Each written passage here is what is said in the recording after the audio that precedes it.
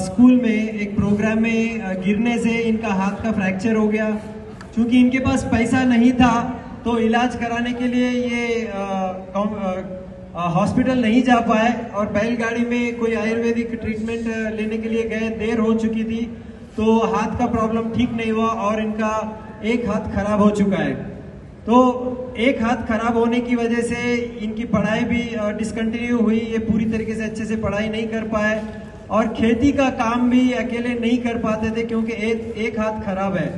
तो हमेशा इनके पिताजी का सपोर्ट था, तो पिताजी की मदद से ये खेती कर पाते थे। शादी हो गई और पिताजी का देहांत होने से अभी खेती करना भी बहुत मुश्किल हुआ।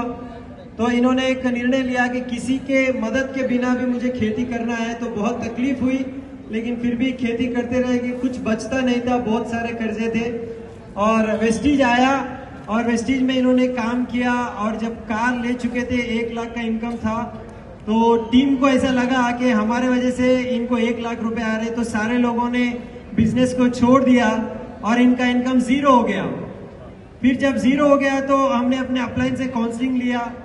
देखिए, किसान अगर खेती खराब हो गई तो फिर से बीज बोता है, तो हमने भी वहीं पे फिर से काम किया और फिर से 1,07,000 का चेक लेकर हम यूसीडी गए और अपलाइन के काउंसलिंग में हम काम करते करते जब तक हम 5 प्लान नहीं करते हम खाना नहीं खाते और कई बार हमारा खाना खराब हो चुका है क्योंकि हम प्लान नहीं कर पाए तो हम खाना नहीं खाए।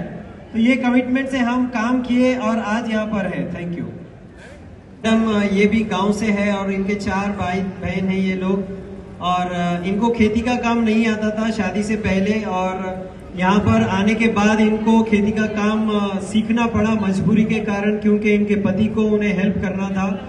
तो इनके ससुर जी के डेथ के बाद इनके पति को खेती करना पड़ रहा था क्योंकि उनका हाथ में वो विकलांगता है, तो ये खेती नहीं कर पाते थे क्योंकि वो एक हाथ से करते थे तो दूसरे हाथ में से खून टपकता था और बहुत सारे घाव सुराख हो जाते थे और उसकी वजह से इनको बहुत तकलीफ होती थी काम करने के लिए।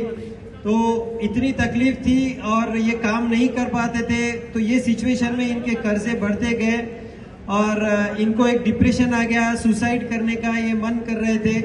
और डॉक्टर्स ने मैडम को भी एक प्रॉब्लम बताया कि इनका हार्ट बीट बढ़ जाता था। तो क्योंकि इनके भाई पिता दादी एक ही महीने में इनका डेथ हो गया था, तो मैडम भी डिप्रेशन में थे। तो इनको कोई भी एक बैड न्यूज अगर सुना देंगे तो इनको कुछ भी हो सकता है, ऐसा बोलते थे। तो बहुत सारे हॉस्पिटल घूमा लेकिन लकीली वेस्टीज प्रोडक्ट से इनका वो प्रॉब्लम सॉल्व हो गया। तो वेस्टीज से इनको ये वरदान मिल गया, अच्छी हेल्थ मिली। फिर ये गोक्रोन में गए और वहां पे लीडर्स को देखा, 3 दिन में ये ब्राउन डायरेक्टर बन गए गोक्रोन में बैठे बैठे ही। और 6 महीने में ये स्टार गए, कार ले लिया और 9 महीने में इनका इनकम 1 लाख हुआ अपलाइन के सपोर्ट से।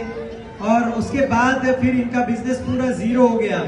तो 0 होने के बाद फिर से इन्होंने निर्णय लिया, ये रोज सवेरे 6 बजे से रात में 1 बजे तक काम करते हैं और सक्सेस प्रोफाइल दिखा कर ये सक्सेस लोगों का फोटो दिखाकर ये भी सक्सेसफुल बन गए।